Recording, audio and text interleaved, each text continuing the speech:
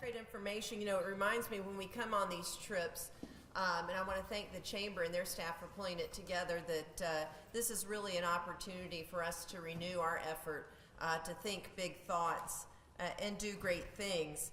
And I will tell you, we're doing a lot of the things that Sean was talking about. We're a bronze level bike-friendly city, but one of the biggest stumbling blocks, and Councilor Rocker Garrett's here and he can attest to this too, is that you all don't call your elected officials. You just don't. You're too polite. You're too nice about it. You think we're going to divine the right answer. But the people that are afraid of change, they call their elected officials. And we have projects just like some of these on the books where the DOT and our city engineers are ready to go, where the money's there, the grants are there, we've got it paid for. But people who don't want change, somebody said just the other day, we have to decide as a city whether these roads are for cars or for bikes. No, we don't.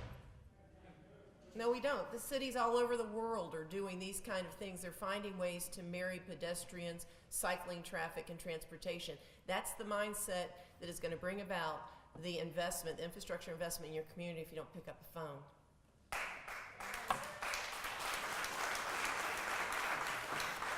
So with that, we have another real treat of a speaker, a mayor, former mayor. We have Tom Murphy, who's a senior resident fellow at the Urban Land Institute. This is an organization that is pushing the rethinking and best practices of how cities are developed and redeveloped. And Tom has been instrumental in that organization for some time, and so he knows a great deal about transportation infrastructure, housing and real estate finance, environmental issues, and so forth. He also served 3 terms as the mayor of Pittsburgh from 1994 to 2005. He was appointed as a senior, in his role as senior resident fellow. He served on the Urban Land Institute's Gulf Coast Liaison Committee in New Orleans and with the Gulf Coast states to talk about how exactly they were going to rebuild that area after Katrina in 2005. And as mayor, he instituted a public-private partnership strategy that leveraged more than $4.5 billion in economic development in Pittsburgh. He served 8 terms in the Pennsylvania State General Assembly, House of Representatives. He focused on legislative activities, changing Western Philadelphia economy from industrial to entrepreneurial. So he's there to make that transformational change that we as a people need. As a young man, he served in the Peace Corps.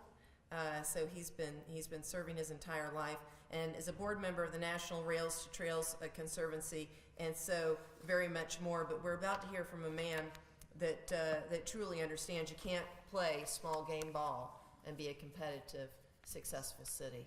So Mr. Murphy, thank you so much for giving us some time this morning. Let's give him a round of applause, please.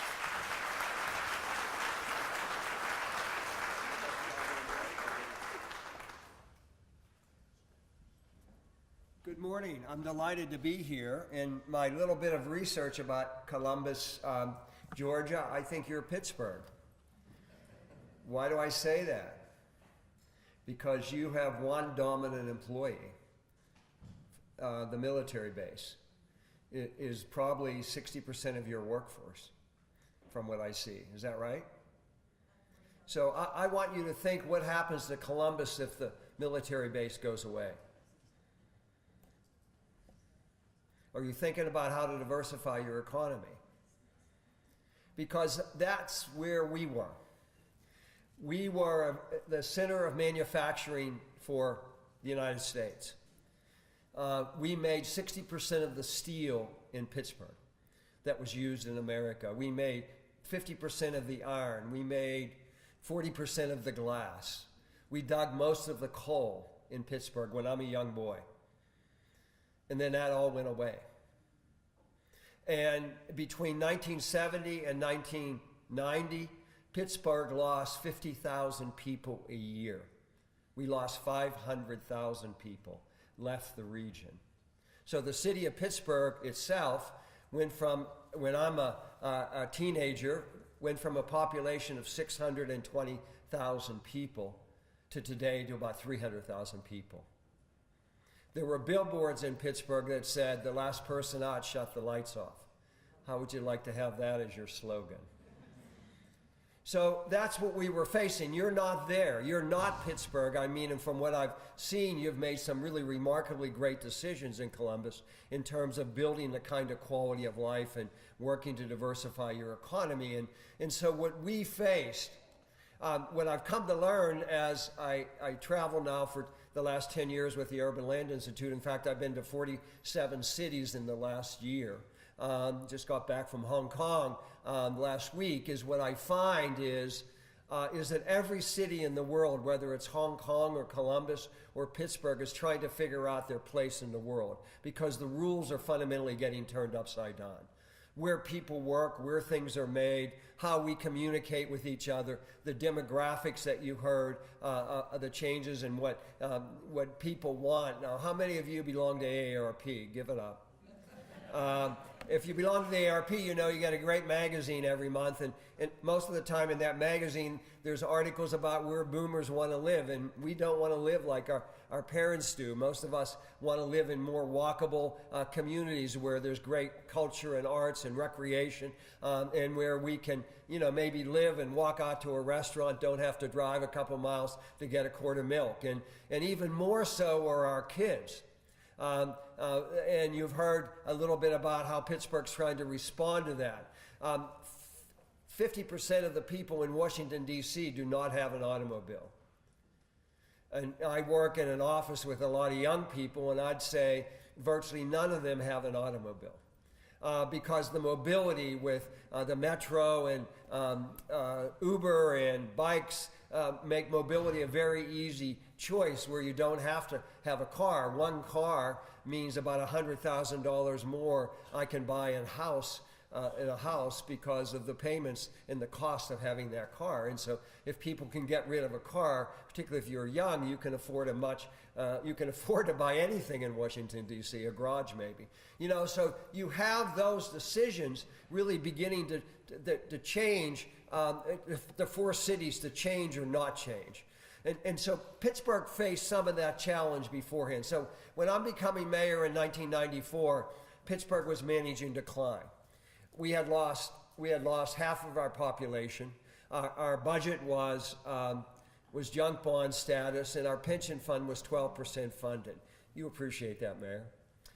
And we faced a very uncertain future about what we were going to be when we grew up. We had begun to work on understanding what our economic drivers were. They were heavy manufacturing. In the whole city, not only was it where people worked, it defined who we were. Our football team is called the Pittsburgh Steelers, okay? It was our culture. I grew up in that culture. My father worked in a steel mill for 51 years, and so it was where we lived, and it was how we lived, and our culture was defined by the mills.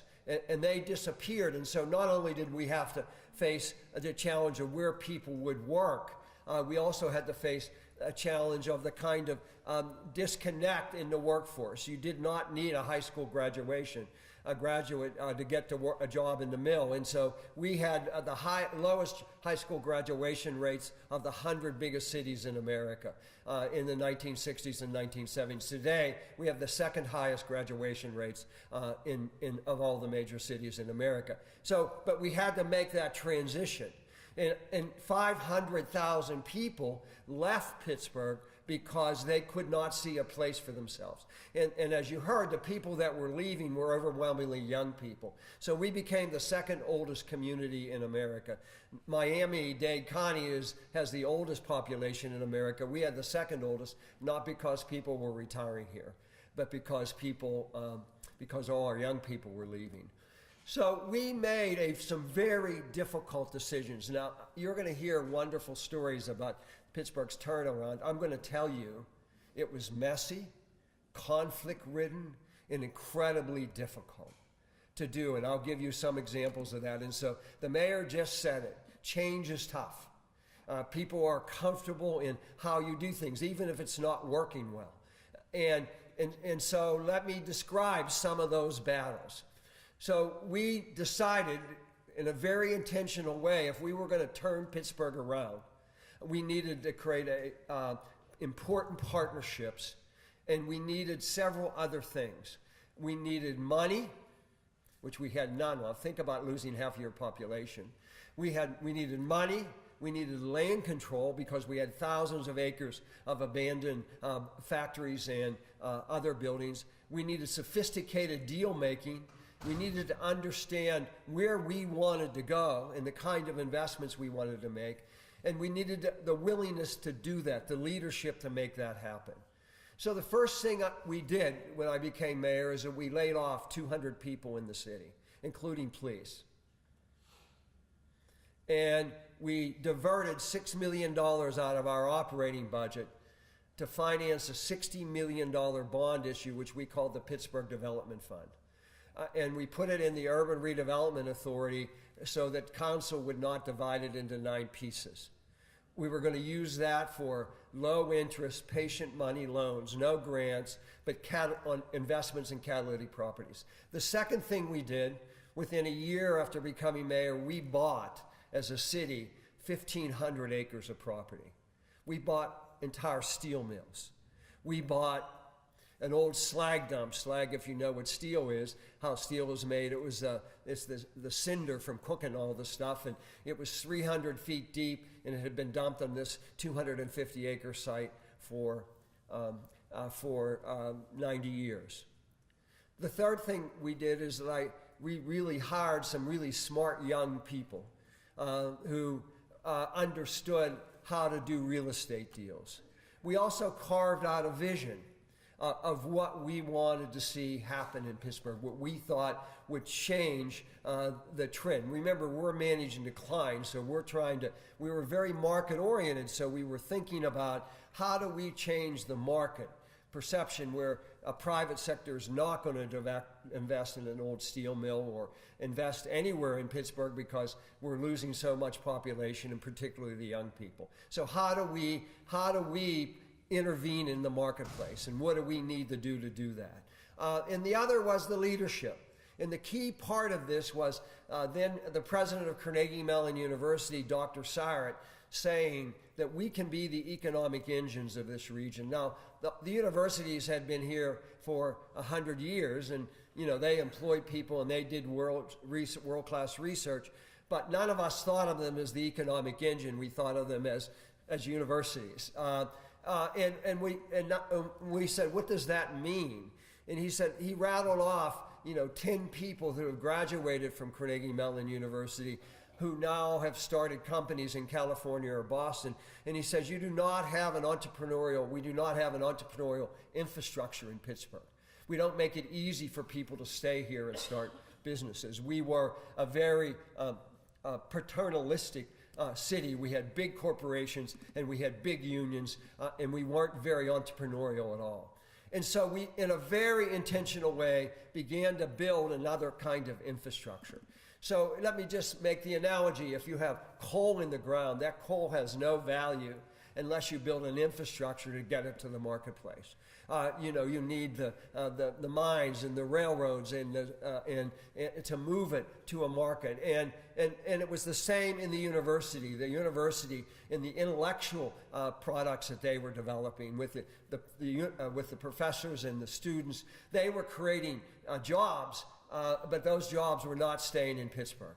And the young people graduating from Carnegie Mellon University were not staying here because we were a city that was not a particularly livable city for them.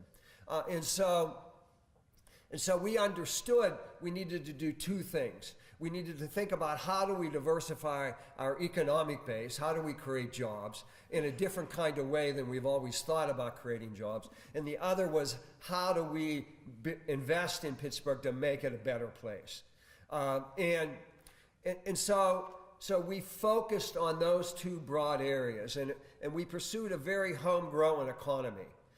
Let me say, when I say homegrown, it was focused primarily on how do we capture people who are already in Pittsburgh, the universities, the people, the professors, and the students. How do we capture them to have them want to stay in Pittsburgh and start companies? and so we worked very hard to create a venture capital market. We had no venture capital in Pittsburgh, and I'm going to say you probably have very little also. 50% of the venture capital invested in the United States is invested in two places. And you know where they are, Boston and Silicon Valley.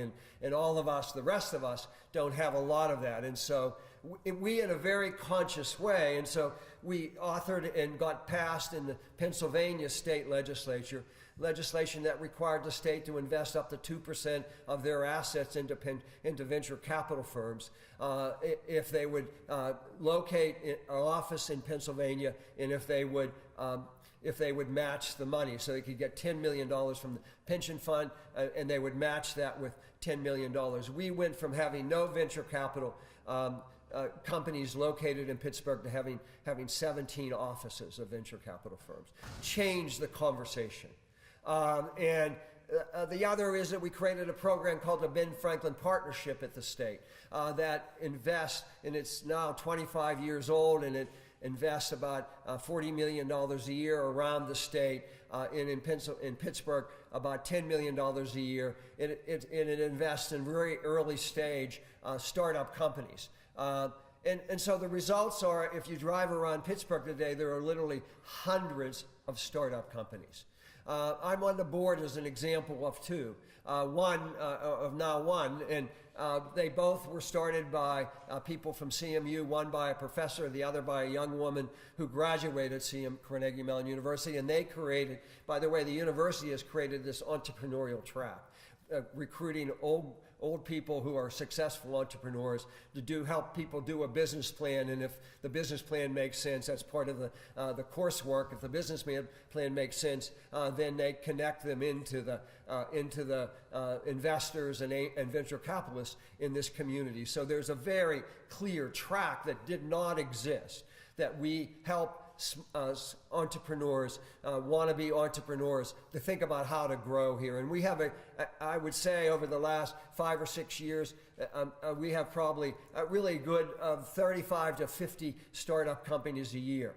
These two companies that I had both had some support from the Ben Franklin Partnership. One just got bought by IBM, and they're staying in Pittsburgh. And the other, a young woman, has started a company and has grown it to about 50 people. And so that's the story for us.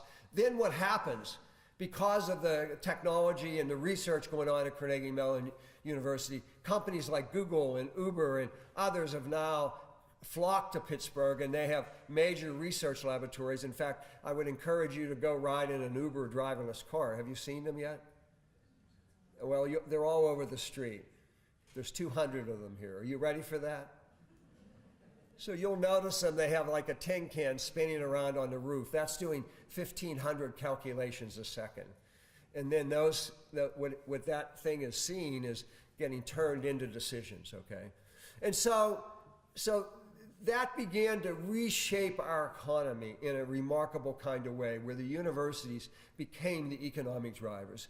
We maintained and have grown our traditional economy. PNC Bank has built several major operation centers. Their new headquarters there, it's one of the largest banks in the country. And so they have thousands of people. Our hospitals have grown, and University of Pittsburgh Medical Center particularly is a huge institution. It's in fact the largest employer in Pittsburgh, about 25,000 people. And so we have seen that Pittsburgh transform itself. The key to that was in part the decision to invest in the future. And that is hard for cities to do. You know, you need police and you need public works, and you don't get snow, but we get snow, and you got to get the snow off the street. And you need to do all those things, and that can be completely consuming in terms of your resources and your time. And what cities need to do is to recognize, and the citizens need to support the elected officials. Not only do you need to continue to do that well, but you need to take some of those resources and to think about how you invest in the future, whether it's bike lanes or thinking about how you work with the university. And so we created these partnerships with the university, with the business leadership, with the foundation community, to reshape how Pittsburgh looked and how we thought about ourselves. And so as you tour around, you saw PNC Park. And I mentioned about the conflicts. Let me tell you about that. So we had one Three Rivers Stadium. It was right next to where PNC Park is. And if any of you saw it, how many of you are architects or planners? So what were you all smoking and drinking in the 60s and 70s? Because every city I go to, and Pittsburgh was no exception, we built these things that were for automobiles, not for people. And so we had Three Rivers Stadium sitting there around with 30 acres of vacant land for surface parking next to it. And then we had a road on the river. Don't we all do that? And essentially no public access. And we grew up in Pittsburgh not thinking about going near our rivers. And so we made a decision that we were going to, and it was forced on us in part because the Pirates were going to be sold. And in order to make sure they stayed in Pittsburgh, we had to commit to build a baseball park. And then the Pittsburgh Steelers came to us, who were up there with God, and said, you know, we want to build a new football stadium. You're going to build a new baseball park. And then all the hotel people came and said, you know, we've been waiting patiently for a new convention center for years, and we want to build a new convention center. Remember, we are a flat broke city, and I'm a new mayor 6 months into being a new mayor. And I, at one meeting, said, well, fighting about what we're going to build first or second. Let's build all three of them at the same time. And it's easy to say when you have no clue how you're going to pay for them. Okay, and so you were at the ballpark last night and you brought the team luck. We need it, but you know, and you saw that development over there probably, and you might have walked around a little bit. And so we make a decision that we're going to build all three of them at the same time. It's about $1.2 billion. And we go to our legislature. I don't know how many of you are here, the gutless wonders that they are. You know, we are not a referendum state, but they knew this was going to be politically really a challenging thing, and we wanted to raise the sales tax 0.5%, and they required us to have a referendum. And we had a referendum. 70% of the people voted against it. You know, they wanted to keep the teams, of course, but they didn't want to put any money into the deal, and the voters did. And so a month later, I said, you know what, we're going to build them anyhow and figure out how to do it without doing a referendum. And so we figured out, and we had a great governor, Tom Ridge. He's a Republican, I'm a Democrat, and we had a great partnership, which is now extinct, but it used to be Republicans and Democrats could work together, right? And we worked together, and he was able to get some state money, and we raised $900 million through a whole series of financial ways, and we built those facilities. And I spoke a couple months ago at an event here in Pittsburgh, and there were 300 people here, and it was over at the football stadium, like you had a get-together at PNC Park, and I said, don't you love this place? And everybody clapped and said it's wonderful. And I said, so how many of you voted against it? And of course, nobody raised their hand. And everybody just sort of laughed, right? That's the challenge of leadership. You know what you need in Columbus. It's a question of whether you're going to have the community and political will to get it.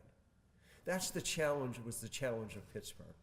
So that was one example of the kind of conflict we went through. By the way, I won 2 elections after that, so people weren't that mad at me.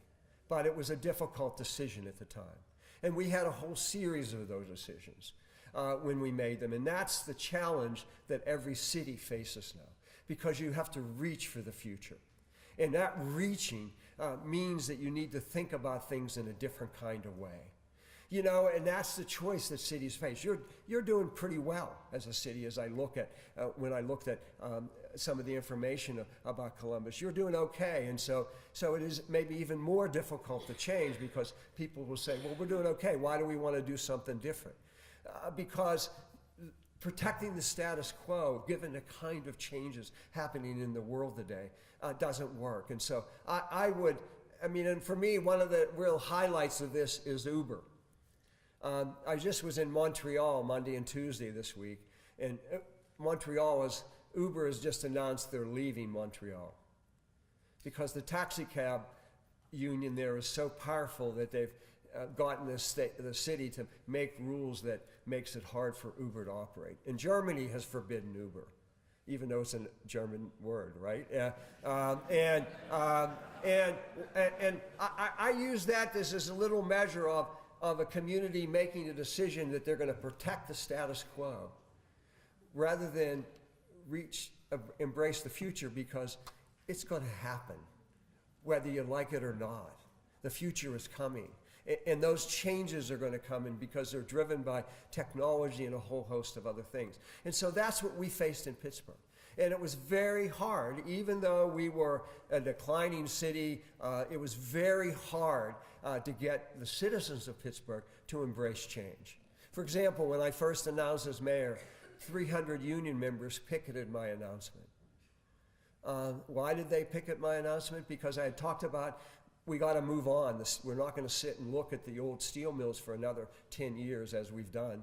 We got to level them, and they wanted to keep the steel mills. They thought someday they might start up, and high technology was seen as anti-union, and I was pushing high technology, and so those are the changes that you face, and that's the question of what you choose to do. Do you say, well, we're going to keep the steel mills because maybe someday they'll come back, but we all knew they were never coming back, or are we going to say we're moving on? And that's where you are. You are doing okay. The question is whether you can do better, and whether you can begin to think about what do we need to do in a very intentional way to diversify our economy, to grow whole other new industries, because whole new industries are being created as we know it. And I'm going to end in this story. How many of you know Horatio Nelson Jackson? Everybody here? You all fail American history. He changed your life. So I'm going to tell you the story, and I want you to remember this story. Horatio Nelson Jackson was a doctor in Vermont, and he was at a medical convention in San Francisco, and he was out to dinner with a group of doctors, and they were debating the impact of the automobile on American society. And all the doctors, as smart as they were, thought that it was a toy for the rich, wasn't going to have any impact. There were no gas stations in America. There was no infrastructure to support it. And so he bet them all $50 he could drive across the United States in 90 days. And they all laughed and took the bet. The very next day, Horatio went out and bought his first car. He convinced the young mechanic, Sewall Crocker, to go with him. They bought a dog named Bud for whatever reasons that day. And the three of them, the very next day, with no plans, no maps, are driving across the United States. It was 1903. And in 1903, there were 8,000 cars in America, 150 miles of paved road, and no highway department in any state. 63 days later, Horatio, Sewall, and Bud drove down Fifth Avenue in New York City. They were the first people to drive across the United States. By 1923, what you ought to be thinking about in Columbus, about where you want to be in 20 years, by 1923, there were 10 million cars, hundreds of thousands of miles of paved road, and a highway department in every state. Society as we knew it changed completely in those 20 years. In 1903, there were 55,000 harness makers in America who felt really comfortable in their business. By 1923, there were 2,500. I want you to think of newspapers and a whole host of other industries. The retail trade is getting turned upside down. We are living where Horatio Nelson Jackson was living, at a moment in time when the world 20 years from now is going to look very different. And your challenge as leaders in Columbus is to make sure you're there rather than back in 2017. You need to be in 2037. You need to be thinking like that and thinking about the changes, because if you don't, you will be left behind. That was Pittsburgh's challenge. And what you've heard is that we've reached for the future. We went from being the most environmentally degraded and the most economically depressed city in America to now being seen as one of the most. You're here because you've heard about us as this comeback city. It happened because we made hard choices. We built really remarkable partnerships, a really common vision about what we want to do, and we did it. Good luck.